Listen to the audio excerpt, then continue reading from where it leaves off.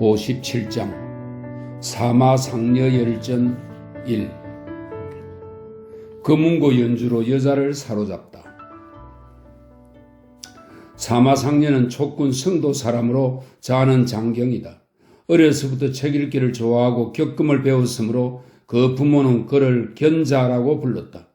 사마상려는 공부를 마치자 인상녀의 사람됨을 흠모하여 이름을 상려로 바꾸었다. 그는 많은 돈을 내고 낭이 되었다가 효경제를 섬겨 무기상시 800석을 받던 공직입니다. 무기상시가 되었으나 이 벼슬을 달가워하지 않았다. 당시 효경제는 사부를 좋아하지 않았다. 그 무렵 양나라 효왕이 입주하였는데 이때 제나라의 추양과 회엄의 매성과 오연의 장기부자 등 유색객이 따라왔다. 사마상려는 그들을 만나보고 기뻐하며 병을 핑계로 벼슬을 그만두고 양나라로 가서 두루 돌아다녔다. 양나라 효왕은 사마상려를 학자들과 같은 집에 머물게 하여 그는 몇 해 동안 학자들이나 유색객과 같이 지낼 수 있었다. 이에 자허부를 지었다. 마침 양나라 효왕이 죽었기 때문에 사마상려는 고향으로 돌아와서나 집안이 가난하고 스스로 직업으로 삼을 만한 일거리도 없었다. 그는 평소 임공의 혈련 왕길과 사이가 좋았는데 왕길이 말했다. 장경, 그대는 벼슬을 구하기 위하여 오래도록 밖에 나가 있었는데도 뜻을 이루지 못하였으니 나에게 와서 지내시오. 그래서 사마상려는 그를 찾아가 도정에 살았다. 임공의 혈령은 사마상려를 공경하는 척하며 날마다 무난하였다. 사마상려는 처음에는 그를 만났으나 나중에는 병을 핑계로 심부름하는 아이를 시켜 왕길을 만나지 않겠다고 거절하였다. 그렇지만 왕길은 더욱더 삼가며 사마상려를 공경하였다. 당시 임공현에는 부호가 많았는데 그 중에서도 타광손이라는 자에게는 노복이 800명이나 되고 정정이라는 자에게도 노복이 수백 명이나 되었다. 이 두 사람은 서로 이렇게 말했다. 지금 혈령에게 귀한 손님이 와 있다고 하니 연회를 열어 함께 초대합시다. 그들은 혈령도 함께 초대했다. 혈령이 도착했을 때 탁시의 빈객은 100명을 헤아렸다. 정오쯤 되어 사마상려를 초대했는데 그는 병 때문에 갈 수 없다며 공손히 거절하였다. 그러자 임공의 혈령은 음식에 손도 대지 않고 몸소 사마상려를 맞으러 나갔다. 사마상려는 하는 수 없이 따라 나섰다. 그 연회에 모인 사람들은 한결같이 사마상려의 풍채를 보고 흠모에 마지 않았다. 술자리가 한창 무르익었을 때 임공의 혈령이 앞으로 나가 금운고를 타며 말했다. 제가 들으니 장경께서는 금운고 솜씨가 뛰어나다고 하던데 직접 즐기시길 바랍니다. 사마상려는 극구 사양하다가 그를 위하여 한두 곡 연주하였다. 이때 타광손에게 과부가 된 지 얼마 안 되는 문군이라는 딸이 있었는데 음악을 좋아하였다. 그래서 사마상려는 혈령과 서로 매우 존중하는 체하고 금운고에 의지하여 그녀의 마음을 사로잡으려 했던 것이다. 사마상려가 임공으로 갈 때 그 말을 뒤따르게 하였는데 그 행동이 조용하고 의젓하며 아름다운 품위가 있었다. 사마상려가 탁시집에서 술을 마시며 금운고를 탈 때 문군은 문틈으로 그를 엿보고 마음이 끌려 좋아하게 되었으며 그와 짝이 될 수 없을까봐 염려하였다. 연회가 끝나자 사마상려는 사람을 시켜서 문군의 시종에게 후한 선물을 주어 자기 마음을 은근히 전했다. 그러자 문군은 그날 밤에 상려에게로 도망쳐 나왔다. 사마상려는 곧바로 그녀와 함께 성도로 달려 돌아왔다. 그의 집은 4벽만이 서 있을 뿐이었다. 타광손은 몹시 화가 나서 말했다. 딸은 아주 쓸모가 없다. 나는 차마 죽이지는 못하지만 재산을 한 푼도 나누어 주지 않겠다. 사람들 중에는 타광손의 마음을 돌려버리는 자도 있었지만 그는 끝내 듣지 않았다. 문군은 그러한 생활이 오랫동안 지속되자 견디지 못하여 말했다. 장경, 함께 임공으로 가서 형제들에게 돈을 빌리면 생계를 꾸려나갈 수는 있을 것입니다. 무엇 때문에 이렇게까지 스스로 고생해야 합니까? 사마상려는 문군과 함께 임공으로 가서 말과 수레를 모두 팔아 술집 하나를 사들여 술장사를 했다. 문군은 노는 흙을 쌓아 올려 술을 담을 수 있는 화로입니다. 문군은 노에 앉아 술을 팔고 상녀 자신은 독비곤을 입고 머슴들과 함께 허드내리를 하고 저작거리에서 술잔을 닦았다. 타광수는 이 소문을 듣고 부끄러워 문을 닫아 걸고 나가지 않았다. 형제들과 여러 공들이 번갈아가며 타광손에게 말했다. 당신에게는 아들 하나와 딸 둘이 있고 재산은 부족하지 않습니다. 지금 문군은 사마상녀에게 몸을 맡겼고 상녀는 오랫도록 떠돌아다녀 가난하긴 하지만 그 사람됨과 재능만은 의지하기에 충분합니다. 또 그는 현령의 빈객입니다. 어찌하여 이처럼 그를 치욕스럽게 하십니까? 결국 타광소는 어쩔 수 없이 문군에게 노복 100명과 100만 전과 시집갈 때 준비했던 옷, 이불, 재물 등을 나누어 주었다. 문군은 이에 상녀와 성도로 돌아가 밭과 집을 사서 부자가 되었다. 유렵부, 향락이 지나치면 백성이 설 곳이 없어진다. 오랜 시간이 지난 뒤 촉군 사람 양덕이가 구감은 천자의 사냥개를 관리하는 직책입니다. 구감이 되어 황상을 모시게 되었다. 황상은 자업을 읽더니 잘 썼다고 하면서 말했다. 짐은 어찌 이 사람과 같은 시대에 살 수 없을까? 양덕이가 말했다. 신의 마을에 사는 사마상녀라는 자가 이 부를 지었다고 합니다. 황상은 놀라서 곧 상녀를 불러들여 물었다. 상녀가 말했다. 시인이 지었습니다. 그러나 이 부는 제후들의 일을 말한 것으로서 볼만한 게 못됩니다. 천자의 유렵부를 짓게 해주시면 부가 완성되는 대로 바치겠습니다. 황상은 이를 허락하고 상서에게 붓과 찰, 이 찰은 글을 쓸 수 있는 나무 조각을 이릅니다. 붓과 찰을 주도록 했다.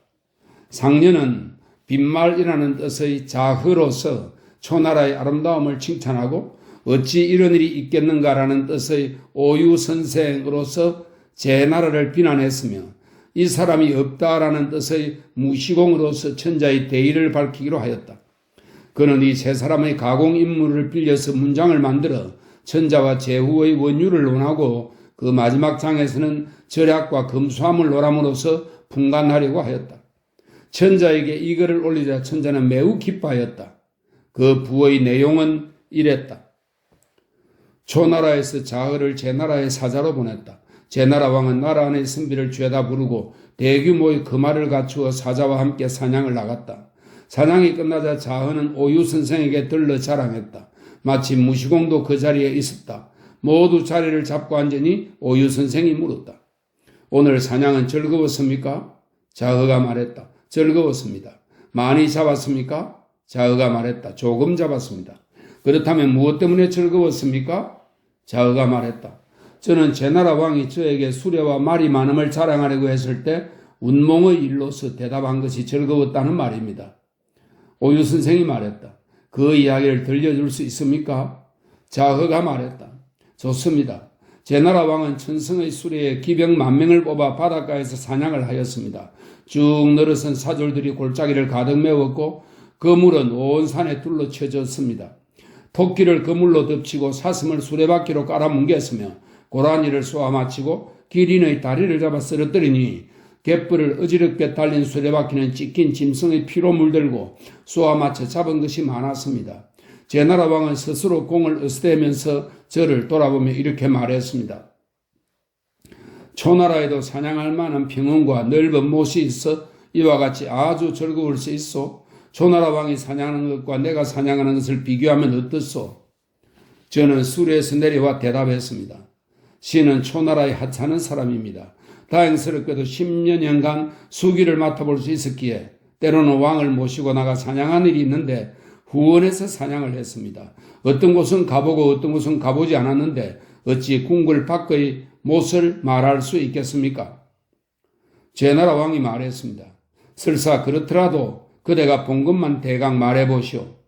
그래서 저는 대답했습니다. 예, 알겠습니다. 신은 초나라에 못이 7개 있다고 들었는데 일찍이 그중 하나만 보았을 뿐 그 나머지는 보지 못하였습니다.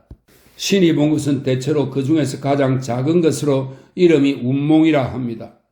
운몽은 사방이 900리이고 그 가운데 산이 있습니다. 그 산은 굽이져 서렸는가 하면 높이 치솟아 험하고 산봉우리와 암석이 들쭉날쭉하여 해와 달을 다 가릴 때도 있고 한 부분만을 가려 이지러지게도 합니다. 서로 어지럽게 뒤섞여 위로는 푸른 구름을 뚫고 우뚝 솟았고 산비탈은 완만하게 경사져서 그 아래로 강과 시내에 닿았습니다. 그 염색 원료로 쓰이는 흙은 주사, 석청, 자, 백악, 자황, 백부, 석, 벽옥, 금, 은 따위의 갖가지 색깔로 광채를 내어 용의 비늘처럼 찬란하게 빛납니다. 그곳의 돌로는 저곡, 매괴, 임, 고노, 감넉, 현녀, 연석, 무부 등이 있습니다. 그 동쪽으로는 향기로운 풀이 자생하는 동산이 있는데 두영, 난, 지와 약, 시강, 시간, 궁금, 창포, 강리, 마무, 감자, 박차가 있습니다. 그 남쪽으로는 평원과 너른 계곡이 올라간 듯 내려간 듯 구불구불 구부려지고 길게 뻗쳐 있으며 움푹 패어 들어갔다가 평평하고 넓게 퍼지고 나며 큰 강에 있다가 무산해서 끝이 납니다. 높고 건조한 곳에는 침, 사, 포, 려, 설, 사, 청번이 자라나고 그 낮고 습한 곳에는 장량, 겸가, 동장, 조호, 연우, 고로, 암녀, 현우 등이 자라는데 온갖 것이 다 모여 있어 그 모습을 전부 그려낼 수가 없습니다.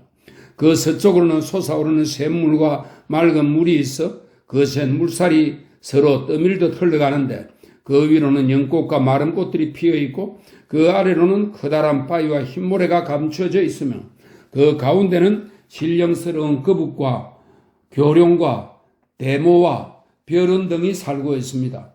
그 북쪽으로는 그늘질 정도로 울창한 숲과 큰 나무들이 있고 편남, 예장, 개초, 목남, 병리, 주양, 사리, 영률, 굴류 등이 향기를 뿜어내고 있습니다.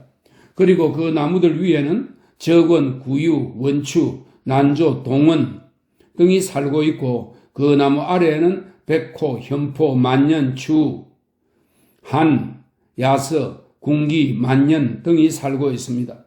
이곳에서 전제 같은 용사에게 이런 짐승들을 맨손으로 잡게 합니다. 초나라왕 길들여진 박은 색깔이 준수하지 않는 말입니다. 박 4마리가 끄는 옥으로 꾸민 수레를 타고 물고기 수염으로 만든 가느다란 깃대의 명을주 깃발을 바람에 날립니다. 간장의 예리한 창을 높이 들고 조각한 오호화를 왼쪽에 두고 하나라 때의 화살통에 모진 화살을 담아 오른쪽에 두었습니다. 양자 스마가 수레를 몰아 달립니다. 수레를 서서히 달려 전력을 다해 빨리 달리기도 전에 사나운 짐승을 따라잡습니다. 공공을 깔아 죽이고 거허를 짓밟아 잡고 야생마를 들이밟고 도도를 수레축으로 받습니다. 유풍을 쏘아 죽입니다. 수레와 말은 우레처럼 날쌔게 움직이고 질풍처럼 빠르고 유성처럼 흐르며 벼락처럼 내려칩니다. 활은 헛되이 발사되는 일 없이 명중시켜 반드시 짐승의 눈꼬리를 찢거나 가슴을 꿰뚫어 겨드랑이를 지나 심장의 힘줄을 끊습니다. 이렇게 잡은 짐승은 마치 비가 쏟아지듯 풀을 덮고 땅을 가립니다. 그때 초나라 왕은 말고삐를 잡고 여유있게 배회하고 새가 날개를 펴고 나는 듯이 부드러운 모습으로 소요하며 그늘질 정도의 무성한 숲을 살펴보고 장수들의 성난 모습과 맹수들의 두려워하는 모양을 둘러봅니다. 지친 짐승의 앞을 가로막고 힘이 다한 것을 잡아 여러 사물의 다양한 자태를 골고루 살핍니다.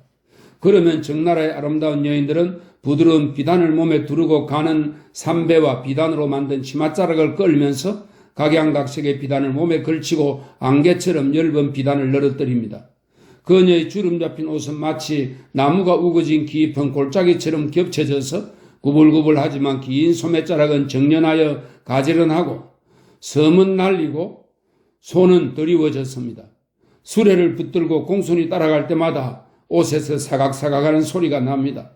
옷자락 아래로는 난초와 해초를 스치고 위로는 깃털로 장식한 수레 위의 비단 덮개를 썰고 빛이 새 틀로 만든 목걸이에 구슬로 장식한 수레에 끈이 걸리며 가볍게 솟아올랐다가 다시 내려지는 것이 신선의 모습을 방불케 합니다. 그리하여 모두 함께 한밤에 향기나는 풀이 자생하는 들녘으로 가서 사냥을 합니다. 숲속으로 서서히 달려들어 금처럼 튼튼한 제방으로 올라가 그물로 물총새를 잡고 화살로 주니를 쏘아 죽이고 짧은 활에 가는 실을 메어 하늘 높이 날고 있는 흰 고니를 마치고 잇따라 오리를 쏘고 학 2마리를 쏘아 떨어뜨리니 검은 학이 소리에 맞춰 땅으로 떨어집니다. 귀찮으면 늦게 출발하여 푸른 연못 속에서 논입니다. 물새 모양이 새겨진 배를 물에 띄우고 개수나무 삿대를 올리고 새틀로 꾸민 장막을 치고 새틀로 꾸민 배 덮개를 세웁니다. 대모를 그물로 잡고 자패를 낚고 황금북을 치고 퉁소를 붑니다. 사공이 노래를 부르는데 그 노래 소리가 부드러웠다가 갑자기 장대해지니 물속의 물고기들이 놀라고 파도가 끌어올라 분수를 내 뿜는 것처럼 솟아올랐다가 한대로 모여 소용돌이 칩니다. 물속의 돌들이 서로 부딪혀서 울리는 소리는 수백 리 밖까지 들리는 우레소리 같습니다. 사냥을 끝내고 돌아가려 할 때 북을 둥둥 치고 신호를 보내는 깃발을 올리면 수레가 행렬을 정돈하고 기병들은 각기 제 위치에 서며 시를 짜놓은 것처럼 잇따라 서서히 앞으로 나아가는데 마치 흐르는 물처럼 질서가 있습니다. 초나라 왕은 양운대에 올라 마음을 편안해하고 조용히 있다가 작약으로 음식의 맛을 어우러지게 한 뒤에 먹습니다. 이것은 대왕께서 온종일 달리며 수레에서 내리지 않고 수레 바퀴에다 피를 물들인 채 생고기를 찢어 소금을 찍어 입에 넣으며 스스로 즐거워하는 것과는 같지 않습니다. 신이 가만히 살펴보니 제 나라는 초나라만 못한 것 같습니다 라고 했습니다. 그러자 제나라 왕은 잠자코 저에게 아무 대답도 하지 못했습니다. 오유 선생이 말했다. 어찌 이렇게 틀린 말씀을 하십니까? 당신은 천리 길도 멀다 하지 않고 제 나라에 와서 은혜를 내려주셨습니다. 제 나라 왕이 나라 안에 사조를 모두 부르고 많은 수레와 말을 갖추어 당신을 모시고 사냥 나간 것은 힘을 합쳐 짐승을 잡아 당신을 즐겁게 해주려고 한 것이었는데 어찌하여 지나치게 자랑한다고 하십니까? 초나라에 그러한 곳이 있는가 없는가를 물은 것은 초나라 같은 큰 나라의 아름다운 풍속과 선생의 말씀을 들으려고 한 것이었습니다. 그런데 지금 당신은 초나라 왕의 두터운 특행은 칭송하지 않고 오히려 운몽의 광대함만을 축켜 세워 스스로 대단한 것으로 생각하고 음탕한 즐거움을 지나치게 말하여 몹시 사치스럽다는 것을 드러냈습니다. 그대가 한 것을 내가 생각해 보니 취할만 하지 않습니다. 반드시 그대가 말한 바와 같다면 그것은 본디 초나라의 아름다움이 아닙니다. 만일 그런 일이 사실이라면 그것은 초나라 왕의 악행을 나타내는 것이고 사실이 아니라면 그대의 신의를 손상시키는 것입니다. 그대 군주의 악행을 드러내고 사자의 신의를 손상시키는 것, 이 두 가지 중에서 하나도 옳은 것이 없습니다. 그런데도 선생이 그런 일을 하였으니 반드시 제 나라는 당신을 가볍게 여길 것이고 초나라에 누를 끼치게 될 것입니다. 게다가 제 나라는 동쪽에 큰 바다가 있고 남쪽에는 낙야산이 있으며 성산에서 유람하고 지부산에서 활을 쏘며 사냥할 수 있습니다. 발해에 배를 띄우고 맹지에서 놉니다. 겉으로는 숙신국과 이웃하고 오른쪽으로는 탕곡으로 경계를 삼고 있습니다. 가을에는 청구에서 사냥하고 바다 밖에서 논일기도 하는데 운몽 따위는 19개쯤 삼켜도 그 가슴 속의 겨자 꼭지만큼도 걸리지 않을 것입니다. 이에 뛰어나고 비범하여 아름다운 문장, 진귀하고 특이한 물건과 여러 종의 기이한 새나 짐승을 말하면 물고기의 비늘처럼 그 가운데 가득 차 있어 다 적을 수 없습니다. 우임금일지라도 그것들의 앞 이름을 다 말할 수 없을 것입니다. 설은 은나라 왕조의 시조입니다. 설도 그 수를 헤아릴 수 없을 것입니다. 그렇지만 제 나라 왕은 제후 위치에 있기 때문에 감히 유렵의 즐거움이라든지 원료의 크기를 말하지 않을 것입니다. 그리고 선생을 빈객으로 모셨기 때문에 왕은 어떤 말로도 대답하지 않은 것입니다. 어찌 대답할 말이 없었겠습니까? 무시공이 빙그레 웃으며 대답했다. 초나라의 이야기도 틀렸지만 제 나라의 이야기도 반드시 옳다고는 할 수 없습니다. 대체로 천자가 제후에게 공물을 바치도록 하는 것은 제물가 보배를 얻기 위해서가 아니라 그 직무를 이해하고 있는 상황을 진술하도록 하기 위해서이고 흙을 쌓아 올려서 경계를 만드는 것도 수비와 방어를 위한 것이 아니고 분수를 넘는 행동을 막기 위해서입니다. 지금 제 나라는 제후의 대열에 서서 동변이 되었는데도 밖으로 숙성과 사사로이 왕래하여 제후국을 떠나 국경을 넘고 바다를 건너서까지 사냥하는 것은 제후의 본분상 해서는 안 되는 일입니다. 또 두 분의 논쟁은 군주와 신하의 도리를 밝히지도 않고 제후의 예의를 바로잡는 데도 힘쓰지 않으며 한가 사냥의 즐거움과 동상 크기만을 다투면서 사치하는 것을 가지고 서로 이기려 하고 황엄한 행동을 가지고 서로 뛰어나다고 자랑하고 있습니다. 이것은 명성을 드러내고 명예를 끌어올릴 수 있는 것이 아니라 군주를 깎아내리고 자신을 손상시키기에 알맞을 뿐입니다. 그리고 제나라와 초나라와 그러한 일이 어찌 말할 만하겠습니까? 여러분 아직 저 거대하고 화려한 것을 보지 못한 듯합니다. 천자의 상리문에 대해서 들어보지 못하였습니까? 상리문의 동쪽에는 창호군이 있고 서쪽에는 서극이 있으며 단수가 그 남쪽에 흐르고 자연이 그 북쪽을 가로질러 흐릅니다. 폐수와 산수는 상리문 안에서 시작하고 끝나며 경수와 위수는 상리문 밖에서 흘러 들어왔다가 밖으로 나갑니다.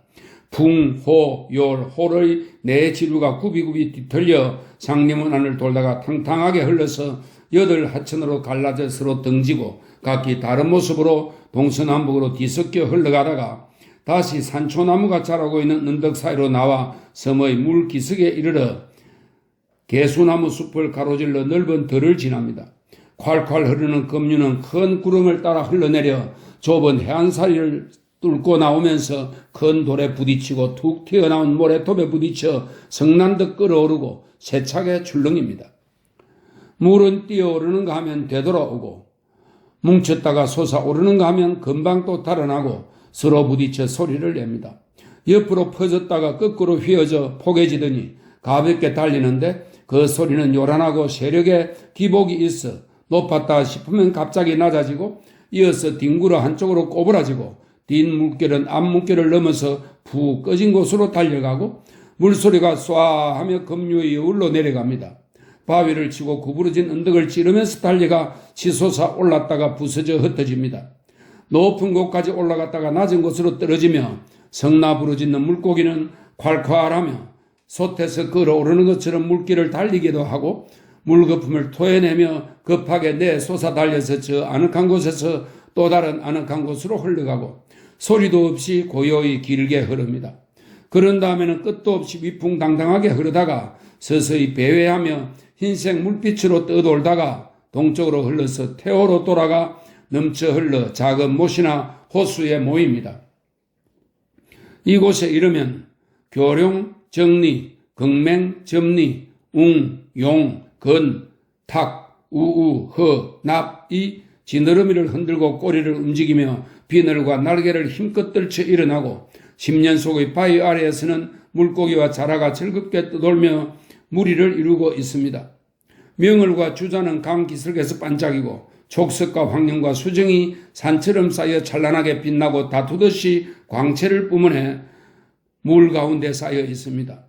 홍곡, 숙보, 가희, 초곡, 교청, 한목, 범목, 용거, 침자, 교, 노 등 온갖 물새가 물 위로 떼지어서 물결 따라 떠가고 바람 따라 떠돕니다. 파도와 함께 흔들리기도 하고 풀이 우거지 물가로 몰려가 물풀을 쪼아먹고 연과 마름을 씹습니다. 여기에 높이 치솟은 산이 있는데 산세가 험준합니다. 산에는 수목이 울창하고 거목과 높낮이가 가지런하지 않은 바위들이 있습니다. 구종산은 높고 험준하며 종남산은 깎아지른 듯합니다. 암벽은 기이한 형상을 하고 있고 높고 굽이치며 험준합니다. 시냇물은 계곡으로 쏟아져 내렸다가 다시 골짜기를 지나 굽이굽이 시내를 이루었습니다. 큰 입을 벌리고 있는 크고 작은 언덕과 따로 떨어지는 섬들이 있는데 높고 험준하고 울퉁불퉁하여 평탄하지 않습니다. 산세는 경사져 있는데 밑으로 내려오면서 점점 평평해집니다. 계곡 사이로 흐르는 물은 천천히 내려가다가 아주 넓은 평야를 이룹니다. 언덕 위 천리 땅에는 그 어느 곳도 평평하게 다듬지 않은 곳이 없습니다. 향기 좋은 초록색 해초나 강리로 뒤덮여 있고 머부와 유이가 섞여 있으며 결루가 심어져 있고 여사도 모여 있습니다. 개거, 형랑, 고봉, 사간, 지강, 양하, 짐정, 약송, 선지, 황역, 장모, 청번은 큰 못에 두루 자라거나 넓은 들에 가득합니다. 서로 이어져 넓게 퍼져 있으면서 바람 따라 쓰러져 흔들리며 여러 향기가 피어나 사람의 마음속까지 스며듭니다. 여기서 사방을 두루 살펴보면 뒤섞여 퍼져 있어 모양을 구분할 수 없고 직접 눈으로 보면 끝이 안 보이고 자세히 살펴보아도 끝이 없습니다. 해는 동쪽 못에서 나와 서쪽 언덕으로 사라집니다. 그 남쪽은 날씨가 따뜻하여 아주 추운 겨울에도 초목이 무성하게 자랄 수 있고 물이 살아 움직이고 물결이 일렁입니다. 짐승은 용, 모, 맥, 리, 치무, 주미, 적수, 환제, 궁기, 상서 등이 있습니다. 그 북쪽은 한여름에도 얼음이 얼고 땅이 갈라지므로 옷자락을 걷어들고 빙판 위를 걸어서 내를 건넙니다. 그곳 짐승으로는 기린, 각단, 도도, 낙타, 공공, 탄해, 결제, 여마, 라마 등이 있습니다. 이군과 별관이 산에 가득하고 골짜기에 걸쳐 있습니다. 높다란 회랑은 사방으로 이어져 있고 청청의 높은 누각, 9번 주랑, 단청한 대들보와 옥으로 꾸민 석갈의 끝, 임금의 수레가 갈 수 있는 길이 절비하게 이어져 있습니다. 처마 밑에 주랑은 길게 둘러져 있는데 그 길이 멀어 반드시 하룻밤을 묵어야 합니다. 종산을 편편하게 깎아 집을 짓고 누대를 겹쳐 쌓아 올려서 바위 틈의 깊숙한 곳에 방을 꾸몄습니다. 그곳에서 아래쪽을 굽어보면 아득히 멀어서 보이는 것이 없고 우러러 보면 대들보가 높아 하늘을 만질 수 있을 것만 같습니다.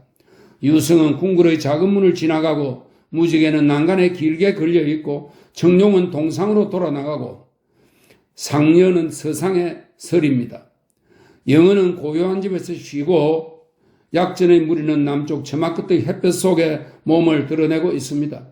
달콤한 샘물은 깨끗한 방에서 솟아 흐르고 밖에서 흘러들어 물은 안뜰을 지납니다. 반석은 세밀하게 정리되어 있고 가지런하지 않은 작은 산을 닦고 높고 험준한 산봉우리를 정리하여 조각한 듯 기이한 천년석을 보존시킵니다. 매개와 병림의 구슬들과 산호가 뜰기를 이루어 수북하게 나 있고 만옥과 문석에는 무늬와 줄이 있으며 저곡은 아롱집 무늬를 띠고 그 사이에 섞여 있습니다. 수수, 완념, 화시벽이 이곳에서 나옵니다. 여름에는 노귤이 있고 황감, 유자, 비파, 소조, 산리, 후박, 영조, 양배, 앵도, 포도, 은부, 율채, 답답, 여지 등 온갖 과일이 후궁에 가득 열려 북쪽 동산까지 늘어서 있고 언덕에 이어지며 넓은 들로 내려갑니다. 푸른 나무잎과 붉은 줄기가 살아 움직이는 듯하고 붉은 꽃이 성난듯 피어나고 붉은 꽃봉오리는 광활한 들녘을 밝게 비춥니다. 사당, 역저, 화분, 병로, 유락, 서여, 번탕, 종려, 단, 목난, 예강, 여정 등 진기한 나무들은 키가 큰 것은 청길이나 되고 굵은 것은 아름드리입니다. 가지는 곱게 뻗어 시원스러우며 열매와 잎은 크고 무성합니다. 나무들은 한 곳에 모여 있거나 서로 어우러져 의지하고 있고 꾸불꾸불 서리고 뒤섞여 흥크러져 있습니다. 혹은 꼿꼿하게 혹은 비스듬하게 축축 휘어진 가지 사이로 꽃잎이 떨어져 나부낍니다. 무성한 나무는 바람을 따라 산들산들 흔들립니다. 바람이 불어 나뭇가지를 흔들 때 나는 빠른 소리는 종경이나 피리 소리를 듣는 듯 합니다. 이 여러 나무는 일정하지 않은 크기로 후궁을 빙 둘러싸고 자랍니다. 수많은 나무가 뒤섞여 겹쳐 있는가 하면 산을 뒤덮고 골짜기를 수놓으며 언덕을 따라 내려가 습한 지역으로 이어져 이것을 보려면 끝이 없고 자세히 관찰하려 해도 끝이 없습니다. 현은 소자, 유, 확, 비류, 질, 조, 구유, 점호, 각, 괴는 모두 그 사이에 살며 길게 울부짖기도 하고 애달프게 울기도 하며 민첩한 행동으로 서로 오가기도 하고 나뭇가지에서 놀거나 나무에 거꾸로 매달려 있습니다. 짐승들은 끊어진 다리를 뛰어넘어 숲을 달려 지나다 늘어진 가지를 붙잡고 나무가지 드문 곳으로 훌쭉 건너뛰고 어지럽게 흩어져 먼 데로 이동합니다. 이러한 곳이 수천 수백 군데나 됩니다. 즐거이 유람하고 오가며 궁궐에서 자고 별관에서 쉴 수 있습니다. 그렇다고 하여 요리사를 먼 곳에서 데려올 필요도 없고 후궁을 찾아 데려올 일도 없으며 문무, 백관도 다 갖추어져 있습니다. 가을이 지나가고 겨울로 접어들면 천자는 목책을 만들어 놓고 사냥합니다. 상하로 꾸린 수레를 타고 구슬로 장식한 준마 6마리를 세우고 오색 찬란한 무지개 같은 깃발을 날리며 용과 호랑이로 운기를 상징한 깃발을 나부낍니다. 혁근은 앞에서 끌고 도구와 유구가 뒤를 따릅니다. 손숙이 고삐를 잡고 위공이 곁에 타고 좌우 종행으로 호위하며 병사들이 사방의 목책으로 나아갑니다. 북을 울려 행차를 엄중히 하고 사냥꾼을 내보냅니다. 강수와 하수를 막아서 짐승을 가두고 태산을 망루로 삼고 수레와 말은 우레처럼 일어나서 하늘을 흔들고 땅을 움직이며 흩어져 쫓아갑니다. 사냥하는 사람들이 길게 이어져 언덕을 타고 목까지 흘러내려가는 모양은 마치 구름이 하늘을 가리고 비가 땅으로 쏟아지는 것과 같습니다. 비와 표를 사로잡고 성냥이와 이리를 두들겨 잡으며 곰과 큰 곰을 손으로 잡고 사냥을 발로 차서 죽입니다. 하늘새의 꼬리로 장식한 모자를 쓰고 백호무늬 바지를 입고 야생마를 타고 가파른 언덕 위로 오르고 경사진 언덕을 내려가며 험준한 지름길을 달려서 골짜기를 넘고 물을 건넙니다. 비렴을 방망이로 치고 해치를 사로잡아 희롱하고 화합을 두들겨 죽이고 맹시를 창으로 찌르고 요노를 줄로 매어 붙들어 두고 봉시를 쏘아 마칩니다. 화살을 구차하게 손상시키지 않고 짐승의 목을 가르고 머리를 부숩니다. 화살을 헛되이 쏘지 않아 시위 소리가 났는가 하면 어느새 짐승이 거꾸로 넘어져 있습니다. 그러면 천자의 소리는 깃대를 멈추고 배회합니다. 나는 듯이 오가면서 각 부대의 나아가고 물러남을 곁눈으로 바라보고 장수들이 지휘하는 모습을 살핍니다. 그러고 나서 서서히 앞으로 나아갔다가 아득히 먼 곳까지 빠르게 내달려서 하늘 위에 날고 있는 새들은 놀라 흩어지게 하고 교활한 짐승을 짓밟으며 흰 사슴을 깔아뭉개 죽이고 토끼를 잡는데 그 빠르기가 붉은 섬광을 앞질러 그 빛이 뒤에 남는 듯 합니다. 신기한 것을 쫓아 우주 밖으로 나가고 번약에 흰 깃이 달린 화살을 가득 메워 유효를 쏘고 비글을 치며 살찐 놈을 골라 화살을 겨누어 쏘는데 마치기 전에 먼저 명중할 위치를 정하고 화살을 쏘옵니다. 화살이 활을 빗나가는가 벗어나는가 하면 짐승은 벌써 쓰러져 있습니다. 그렇게 한 뒤에 깃발을 달아 하늘에서 나부끼게 하여 거센 바람을 견디고 허물을 타고 천상에 올라 신성과 함께 논이는 기분으로 현악을 짓밟고 공개의 행렬을 어지럽히며 공작과 난조를 쫓고 준의를 재촉하며 예조를 덮치고 운항을 잡으며 원추를 잡고 초명을 덮칩니다. 더 나갈 길이 없는 곳까지 갔다가 수레를 돌려 돌아옵니다. 마음 가는 대로 돌아다니다가 멀리 북쪽 끝으로 내려와 모입니다. 곧 바로 가기도 하고 돌기도 하면서 석걸관을 지나고 봉판관을 거치며 모작관을 지나 노왕관을 바라봅니다. 당리궁으로 내려와 의춘궁에서 쉬고 서쪽으로 의곡궁으로 달려가 우수의 못에 배를 띄워 노를 젓고 용대에 올라가 세류관에서 쉽니다. 사대부의 근면함과 지략을 관찰하고 사냥꾼의 포획물이 얼마만큼인지 살펴봅니다. 보병과 수레가 밟고 갈아붙인 것, 기마가 유린에 잡은 것, 백성이 밟아 죽인 것, 그 밖에 짐승이 기진맥진하여 놀라 엎드려 칼에 찔리지도 않고 죽은 것이 뒤섞여 무수합니다.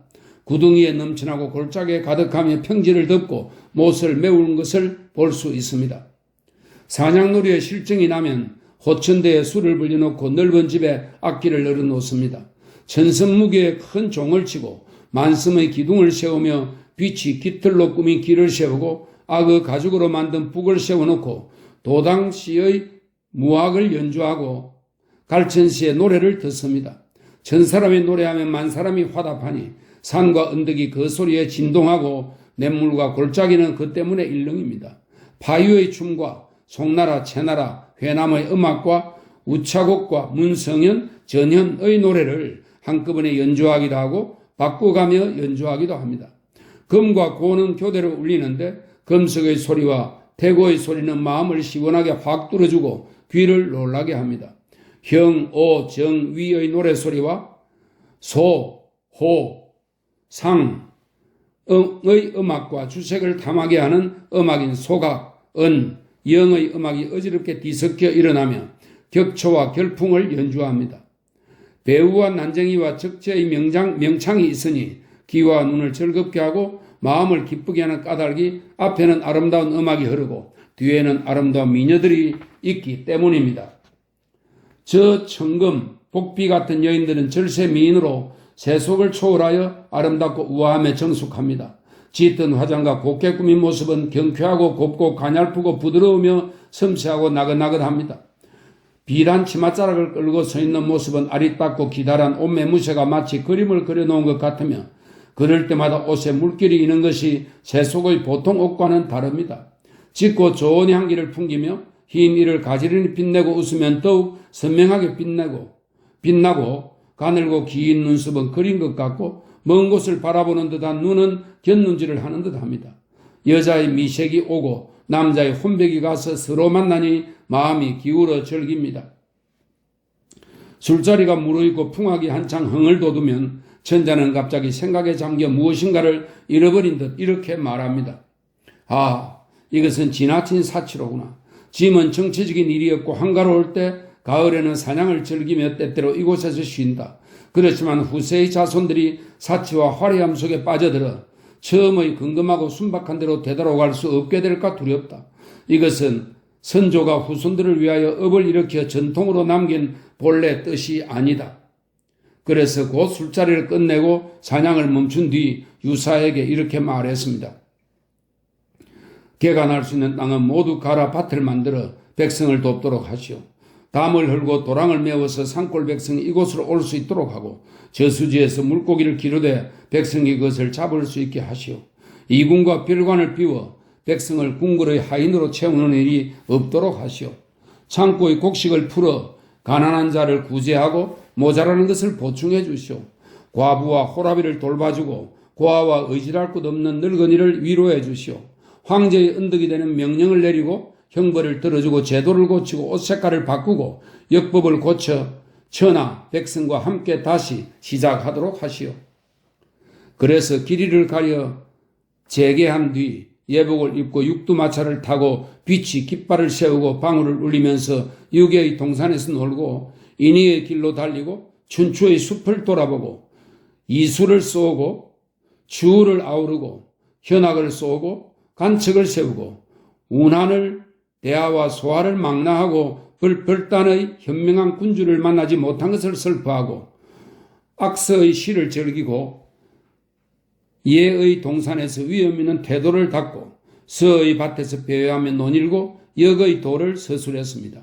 정원 안의 괴이한 짐승을 풀어주고 명당에 올라 태묘에 앉아서 신하들에게 정치의 득실을 마음껏 말하게 하였습니다. 이렇게 하니 사회 안에서 천자의 은혜를 입지 않은 자가 없었습니다.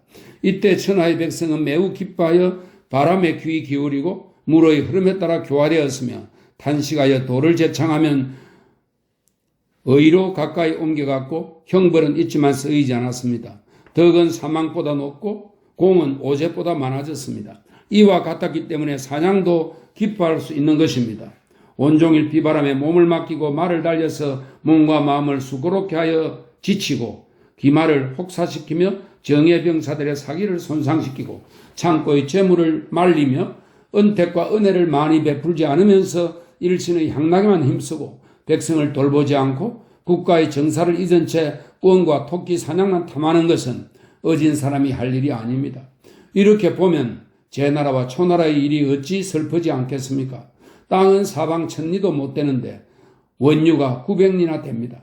이곳에서는 초목을 개간할 수도 없고 백성은 농사를 지어 먹을 수도 없습니다. 한낱 작은 나라의 제후로서 만성의 천자조차도 사치로 여기는 것을 즐긴다면 나는 백성이 그 해를 입을까 두렵습니다. 그러자 두 사람은 깜짝 놀라 안색을 바꾸고 멍하니 정신을 잃고 있다가 주춤주춤 자리에서 물러나며 말했다. 시골떡이라 고루해서 사양하고 겸손한 태도를 몰랐습니다. 오늘 가르침을 받았으니 삼가 말씀대로 하겠습니다. 이 부를 올리자 천자는 상녀를 낭으로 임명했다. 무시공이 천자의 상리문의 광대함과 산과 계곡 및 수천의 만물을 말하고 자허나 초나라 운몽택의 풍부함을 말하였는데 그것은 사실을 넘어서 매우 사치스러운 것이므로 도리상 숭상할 만한 게 아니었다. 그러므로 여기서는 그중 중요한 것만을 취하여 정도로 돌아갈 수 있도록 논했다. 사람의 도량이 어찌 이리도 다른가?